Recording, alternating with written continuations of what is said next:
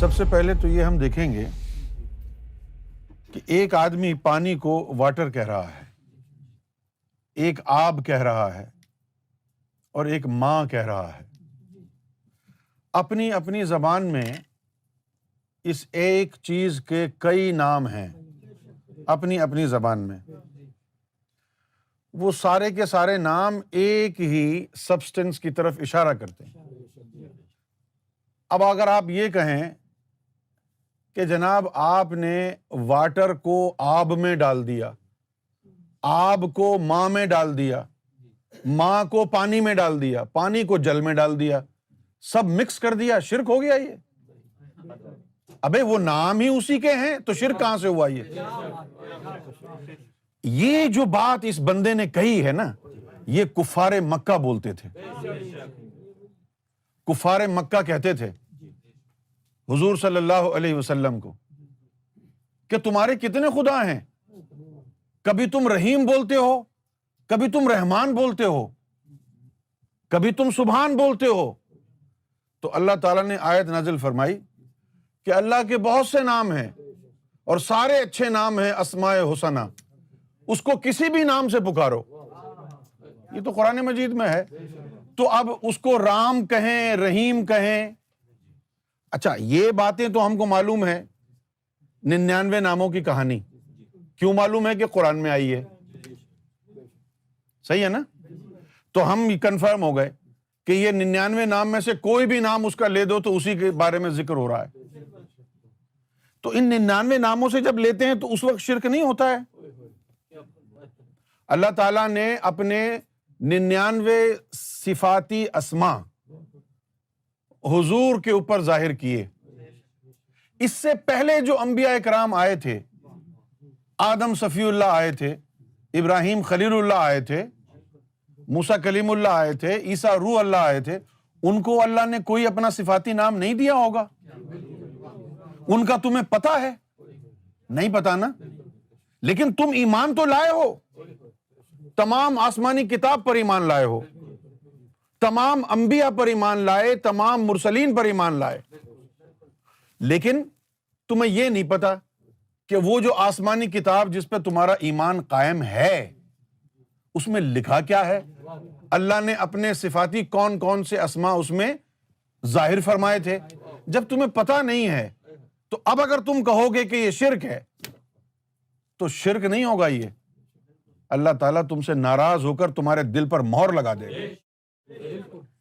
تمہارے ذہن میں یہ ہے کہ وہ جو ہندوؤں کے بت ہیں ان کو جو ہے شیوا کہتے ہیں، تمہاری غلط فہمی ہے، علم نہیں ہے تمہارے پاس۔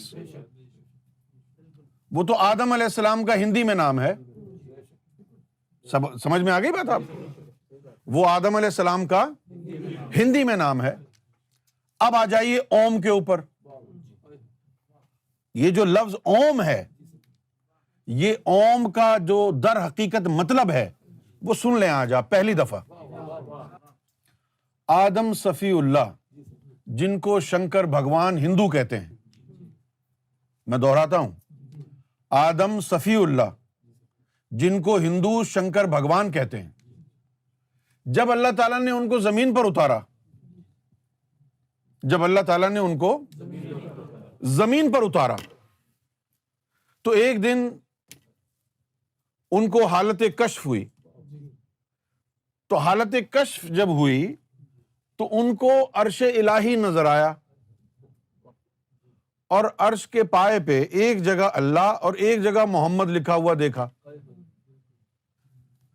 تو چونکہ جو نافرمانی ان سے ہو گئی تھی جنت میں، اس کے اثرات باقی تھے نفس میں، تو نفس کے اندر پریشانی ہوئی۔ پوچھا کہ اے اللہ، یہ تو نے اپنے نام کے ساتھ کس کا نام لکھا ہوا ہے؟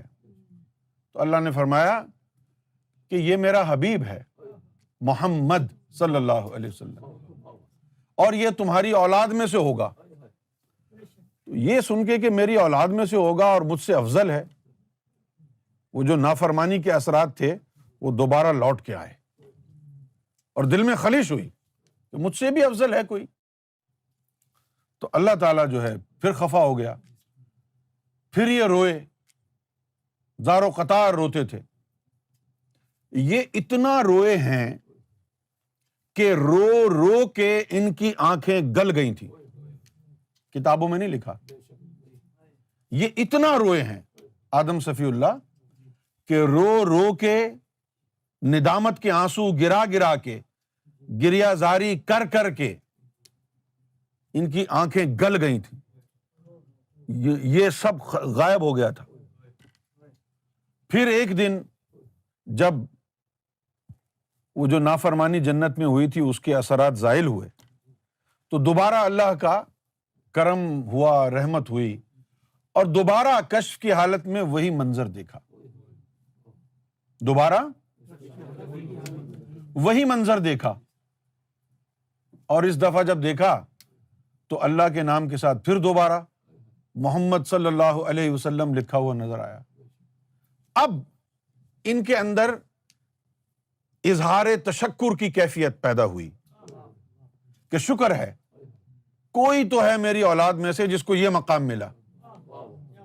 تو پھر انہوں نے اللہ سے خواہش ظاہر کی کہ اس ہستی کا دیدار کرنا چاہتا ہوں میں. تو اللہ نے فرمایا کہ ابھی ہم نے صرف اس کے نور کو بنایا ہے. ابھی ہم نے صرف اس کے نور کو بنایا ہے. تو انہوں نے کہا کہ وہ نور ہی دکھا دے. کیا کہا؟ وہ نور ہی دکھا دے.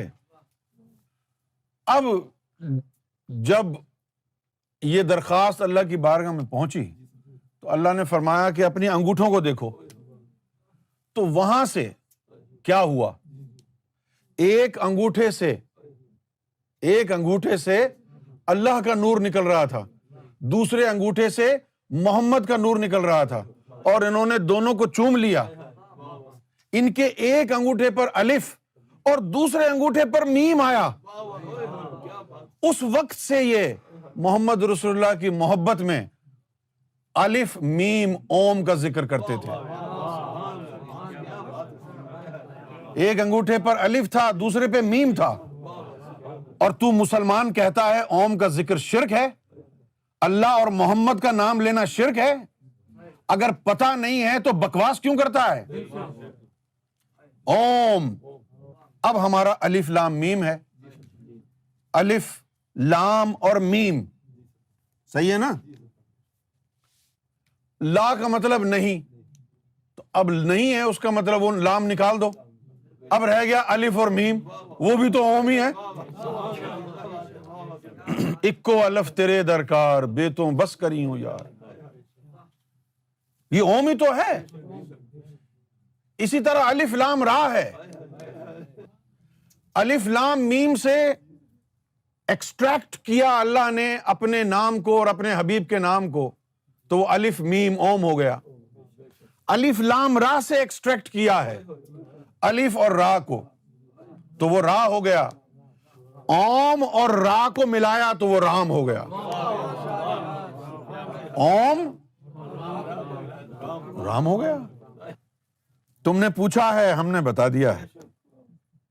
اب بال جو ہے تمہارے کورٹ میں ہے.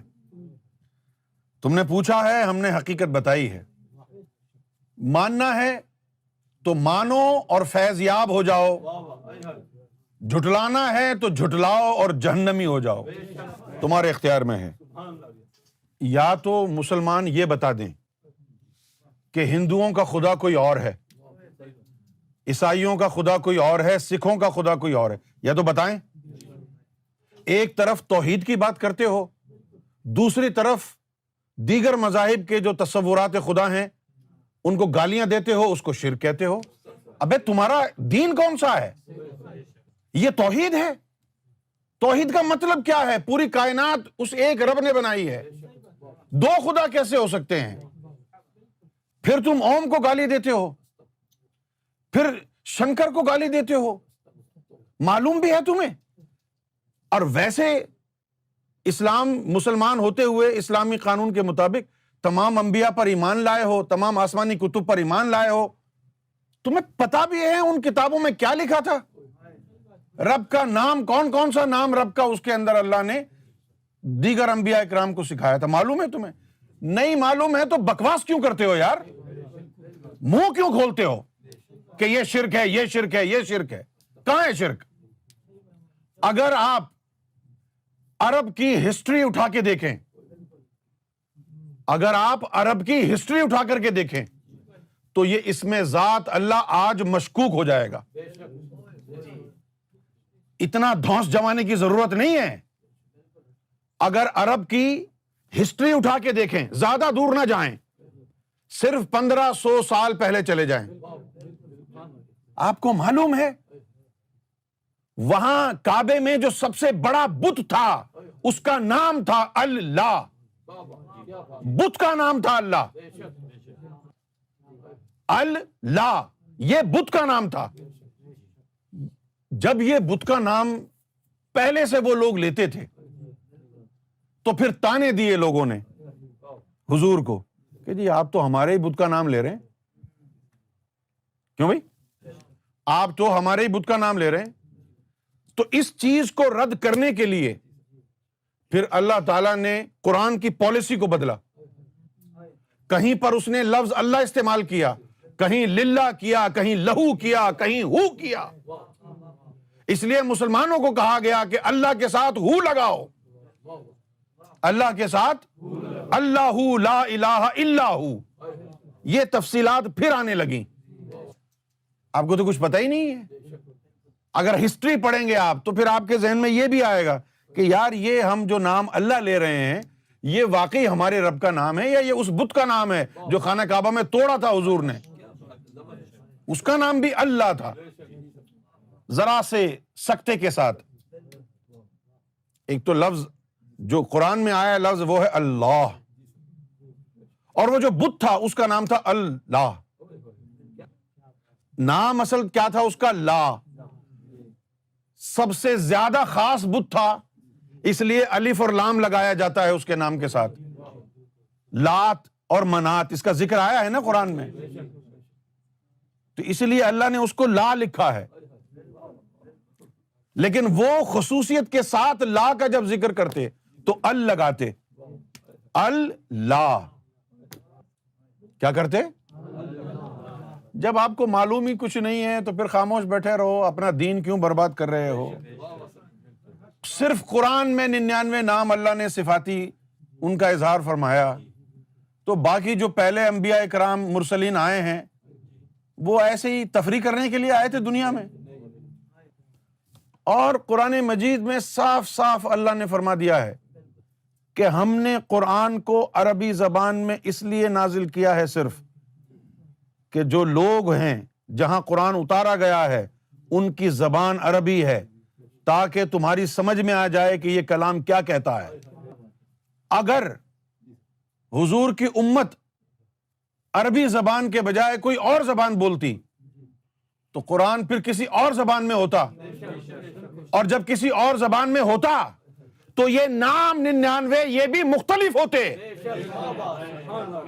یہ بھی مختلف ہوتے، یہ نہیں ہوتے. تم کو پتہ ہی نہیں ہے.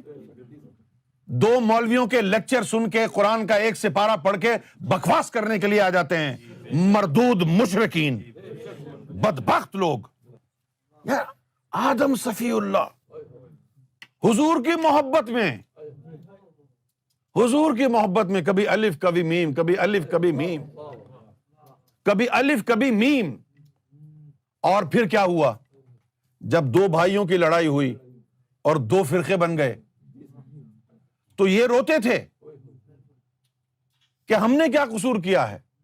آپ ہی کے بیٹے نے قتل کیا تھا، ہم نے کیا قصور کیا ہے؟ ہم کو دین سے بھی نکال دیا، ہم کو حجر اسود سے بھی دور کر دیا. تو اس وقت پھر آدم صفی اللہ ان کے خواب میں آئے اور کہا کہ ایک راز میں اپنی طرف سے تمہیں دیتا ہوں، میری اولاد ہو تم. پھر آدم صفی اللہ نے کہا تم الف آ اور ماں، یہ تو الف اور میم عربی اور اردو کے یعنی تلفظ ہے نا، وہاں الف اور میم نہیں کہتے، آ اور ماں کہتے ہیں. تو وہ آم ہوتا ہوتا اوم بن گیا. یہاں سے چلتا چلتا اوم بن گیا. کتنا فیض ہوا لوگوں کو. اچھا آپ اس کا فائدہ دیکھیں. آپ انٹرنیٹ پر جائیں, یوٹیوب پر جائیں اور آپ دیکھیں کتنے بڑے بڑے حضور کی ثنا لکھنے والے لوگ, کوئی سکھ ہے کوئی ہندو ہے, حضور کی شان بیان کرتے ہیں. بھائی تو ہندو ہے, تو محمد رسول اللہ کی شان کیوں بیان کر رہا ہے؟ تو محمد رسول اللہ کا درود کیوں پڑھ رہا ہے؟ کوئی تو نسبت ہے. پھر کوئی ہندو یہ بھی کہتا تھا کہ محمد رسول اللہ کل کے اوتار ہیں. تو یہ اثر کہاں سے آیا؟ یہ اوم کے نام کا صدقہ ہے, یہ اوم کے میم کا صدقہ ہے جو ان کے دلوں میں حضور کی محبت داخل ہوتی رہی. اس کے علاوہ یہ تو حق تھا نا, یہ تو حق تھا. اب دوسری طرف آ جائیں. دوسری طرف جہاں پر حق اور باطل کا آمنا سامنا ہو, اس کی مثال دیں. اللہ تعالیٰ نے فرمایا حضور کو, حضور نے اپنی امت کو کہا کہ تم کسی کے جھوٹے خدا کو بھی برا بھلا مت کہو. یہ تو حق تھا نا. اب یہ دوسرا سینیریو ہے. اللہ کا حکم ہے یہ کہ تم کسی کے جھوٹے خدا کو بھی برا بھلا مت کہو, ورنہ وہ تمہارے سچے خدا کو برا بھلا کہے گا. اگر کسی جھوٹے مذہب سے تمہارا پالا پڑ گیا ہو, جھوٹے خدا سے پالا پڑ گیا ہو, اس وقت بھی حکم ہے کہ اس کو برا نہ کہو. تم کو کیا سکھایا ہے اسلام نے؟ ان شیطان صفت مولویوں نے صرف تمہیں زبان درازی سکھائی ہے؟ یہی اسلام ہے کیا؟ کہاں ہے اسلام کا پیغام؟ اسلام یہ سکھاتا ہے قرآن سے دیکھو, جھوٹا بھی خدا ہے تو برا مت کہو. تم سچے خدا کو برا کہہ رہے ہو اور پھر اس پر ترا یہ کہ اپنے آپ کو مسلمان سمجھتے ہو. کہاں کے مسلمان ہو تم؟ لعنت ہے تمہارے ایمانوں کے اوپر. وہ اسلام نہیں ہے جو دوسرے مذہبوں کو جھٹلاتا ہو. محمد رسول اللہ صلی اللہ علیہ وسلم نے فرمایا کہ میں کسی مذہب کو, دین کو جھٹلانے نہیں آیا, جو اس میں رد و بدل ہو گیا تھا اسے سدھارنے آیا ہوں. حضور نے کہاں جھٹلایا ہے؟ تم حضور کے امتی ہو کیا؟ تم سب کو جھٹلاتے ہو, اپنے آپ کو ترم خاں سمجھتے ہو, ہم سب سے افضل ہیں. کہاں ہو تم سب سے افضل؟ کیا ہے تمہارے پاس فضیلت؟ در بدر کی ٹھوکریں کھا رہے ہو تم, کوئی پرسان حال نہیں ہے تمہارا, صرف اکڑ رہ گئی ہے, اہنکار رہ گیا ہے, تکبر ہے تمہارے اندر. کیا ہے تمہاری فضیلت؟ مسلمان کا گلا کاٹ رہا ہے. حرام پر چلنا